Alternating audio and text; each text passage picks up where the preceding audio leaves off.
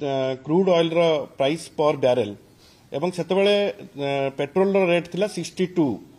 किंतु वर्तमान आपण देखिबे जे पर बैरेल बिलो 70 को खसिलाणी व्हेराज 100 ऊपर रोची पेट्रोल दर एवं सेतबेले तत्कालीन पेट्रोलियम मंत्री से घोषणा करथिले एवं कहिथिले जे जदि ओडिशा सरकार चाहिए ताहले जदि भैट जो नौचंती ताकू कमेले रेट कमी जीवो एवं मु आज प्रश्न करिया चाहे जे तांकर बीजेपी सरकार ओडिशा रे अच्छी डबल इंजिन सरकार से माने सेतबेले बीजेपी मध्य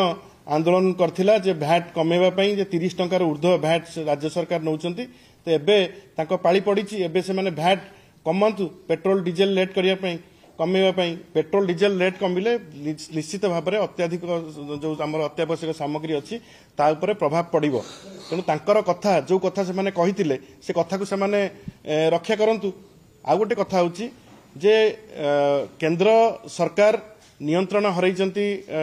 नित्य व्यवहार्य सामग्री उपरे किंतु ता सहित बोझ उपरे नलिता बिडा भलिया ओडिसा रे मध्य सरकार नियंत्रण हरई साइलानी जो खाद्य सामग्री नित्य व्यवहार्य सामग्री नियंत्रण करने क्षेत्र में मुझे कहीं कहूँ मिनिस्ट्री ऑफ स्टैटिस्टिक्स कहूँ जे वर्तमान ओडिशा रे जो मुद्रास्फीति अच्छी ताहा जो पड़ोसी राज्य माने अच्छी जमती वेस्ट बेंगल से 4 पॉइंट समथिंग रोला बेले ओडिशा रे 6 ऊपर रोची ओडिशार ग्रामांचल रे वर्तमान 8% मुद्रास्फीति रोची माने जहाँ स्टैटिस्टिक्स कहूँ जे ओडिशार ग्रामांचल लोकमानक पाखरे किणिबार क्षमता आउ नाही एवं तांको पाखरे जो बिक्री करिवार कृषिजात द्रव्य बिक्री करिवार संभावना आउ नाही तेणु विगत 50 वर्ष भितरे ओडिशा रे एवं भारत वर्ष रे लोक माने जो संचय करुथिले से संचय विगत 50 वर्ष भितरे सबुठारु कम हेची एई भली परिस्थिति भितरे सरकार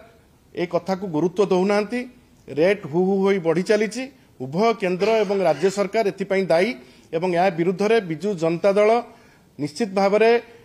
6 तारिख दिन राजरास्ता को ओह्लैब एवं ये आंदोलन आहुरी व्यापक हेबो एवं तृणमूल स्तर में यहाँ बिजु जनता दलर स्वर नुह ये हूँ साधारण जनता स्वर गरीब खटिकिया मेहनती परिवार कृषकर स्वर ये लोक मैंने नित्य व्यवहार्य सामग्री किणिकी खाई पार ना यहाँ आपण मैंने अनुभव करें या विरुद्ध में बिजु जनता दल तरफ जोरदार आंदोलन हेबो एवं राज्य सरकार चेतिबा दरकार जे पाख